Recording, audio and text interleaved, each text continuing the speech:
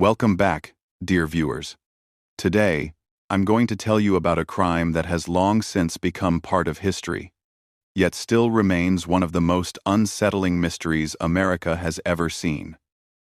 So sit back, get comfortable, and before we begin, make sure to subscribe to the channel and hit that like button. Because today, we're diving deep into a case that shook an entire nation.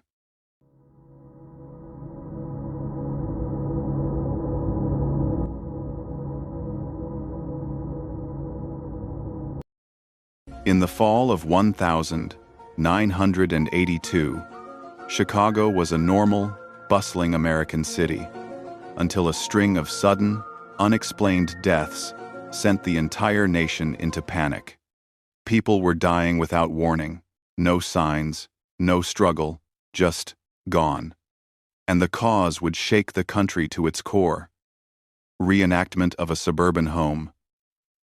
A 2-year-old girl, Mary Kellerman, takes a Tylenol capsule for a sore throat. The 29th of October 1982, Elk Grove Village.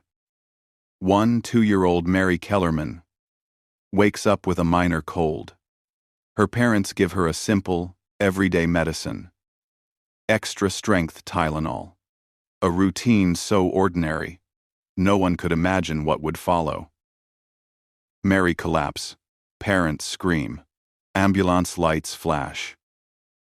Minutes later, Mary was gone. At first, doctors believed it was a tragic but isolated incident. But within hours, another person died. Then, another. And another. 7-year-old postal worker Adam Janus collapses at home. Grieving family members gather. His brother and sister-in-law, overcome with stress, also take Tylenol from the same bottle. They collapse too. 3 members of the same family died in a single day.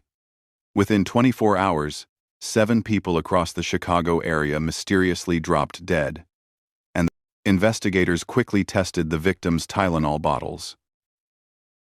What they found was terrifying. Someone had taken Tylenol bottles, opened them, replaced the medicine with cyanide, and put them back on store shelves. Grocery stores, customers. They were innocent people. This wasn't an accident. It was a cold, calculated mass murder. The nation fell into complete chaos.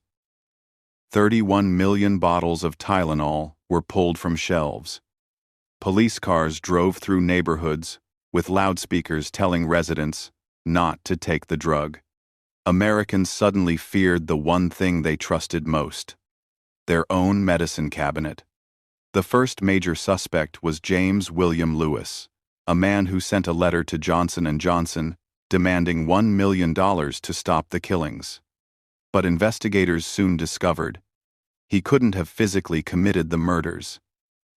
He lived in New York at the time. He was jailed for extortion, but never charged with the murders. Another theory. A random psychopath poisoned bottles inside stores, targeting no one in particular. Just pure chaos. Some believe the killer may have worked in distribution, slipping poisoned bottles into the supply chain before they reached stores. Some believe the killer may have worked in distribution, slipping poisoned bottles into the supply chain before they reached stores.